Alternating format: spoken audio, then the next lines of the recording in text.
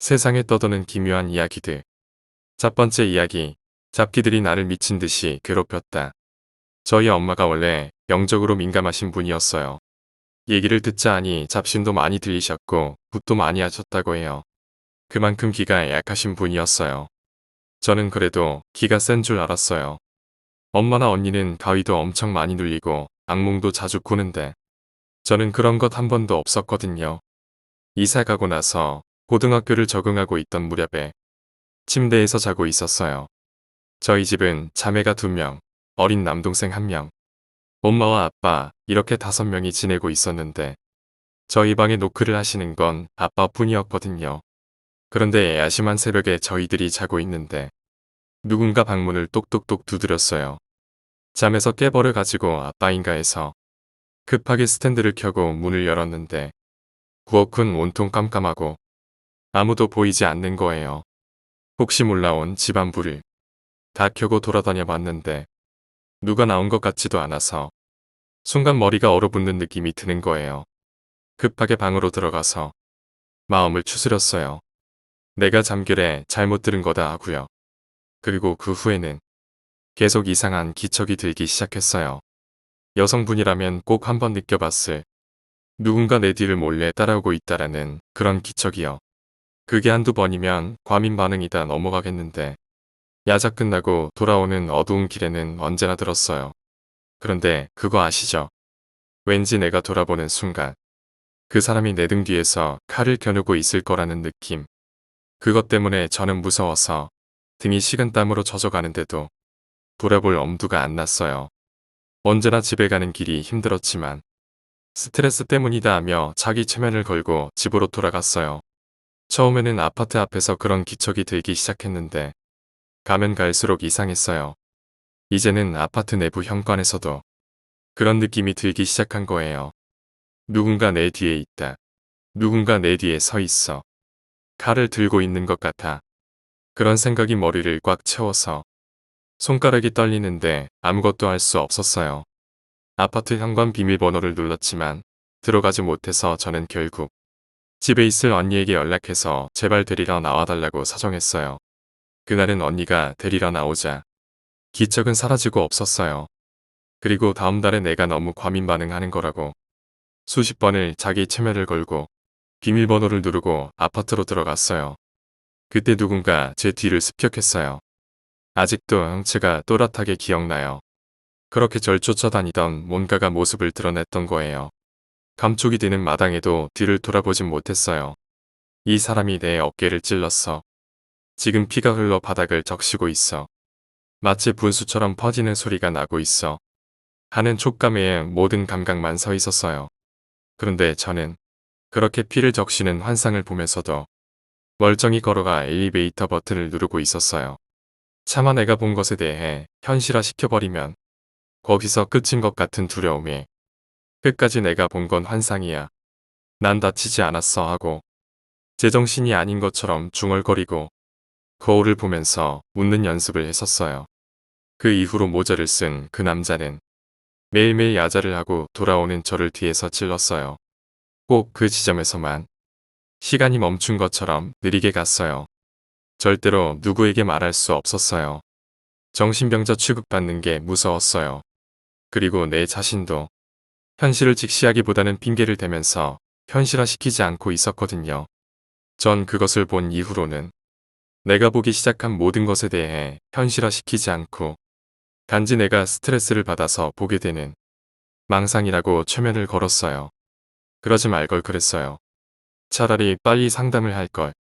그 남자는 처음에는 거리, 그 다음은 저희 아파트 현관, 또 그 다음은 현관에서 더 가까이 와서 계단에서 계속 내 눈에 보이면서 수시로 저를 괴롭혔어요. 그리고 결국 그 남자는 집에 들어왔어요. 이건 재앙이라고 생각했어요. 그 남자가 집으로 침입했던 이후로는 다른 것들까지 보이기 시작했어요. 온몸이 젖어있는 여자 1명이었어요.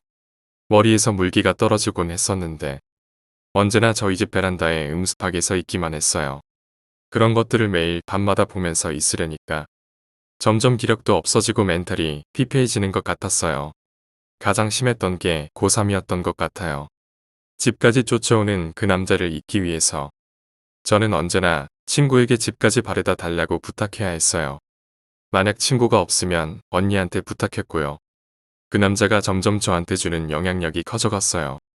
여전히 집 앞에서 찌르고 또 찌르고 자고 있는데 눈을 뜨면 옆에서 지켜보고 있다거나 하는 방법으로 점점 더 저에게 가까이 왔어요.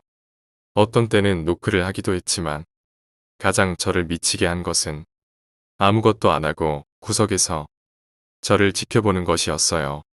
전 그때 한계였어요.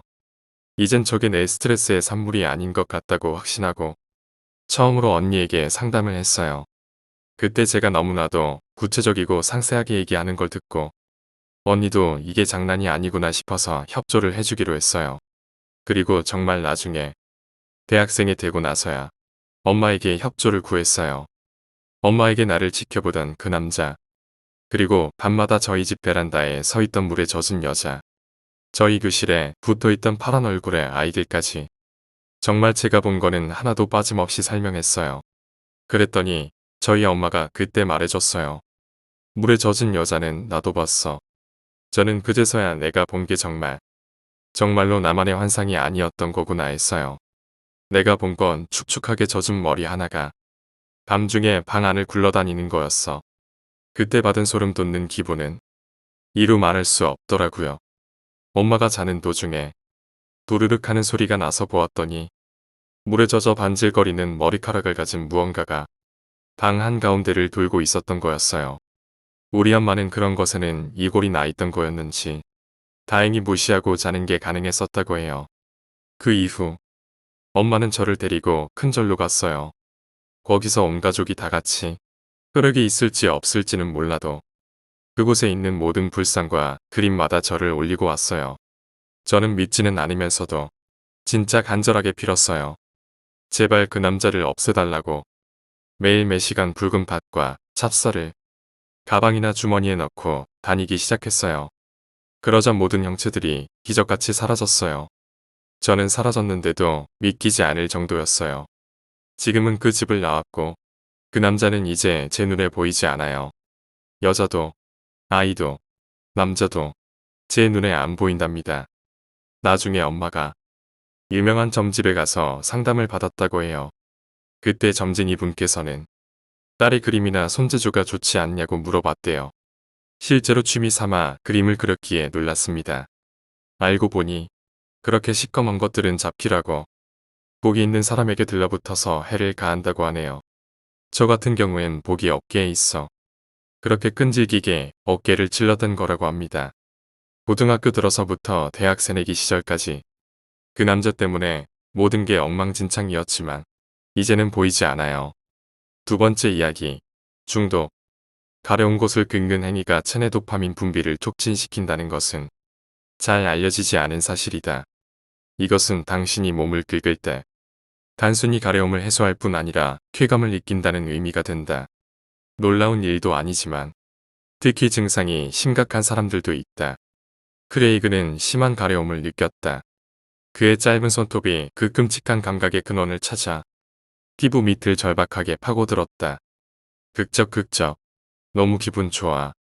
그의 손톱은 자신의 피부를 뚫었다. 피가 배어 나오기 시작했지만 그의 손가락은 아직 원한 곳에 닿지 못했다. 극적. 도파민이 그를 취하게 만들었다. 크레이그에게 안도감과 만족감이 찾아왔지만 그를 멈추기에는 한참 부족했다. 아니, 그는 긁는 것을 멈추지 않는다.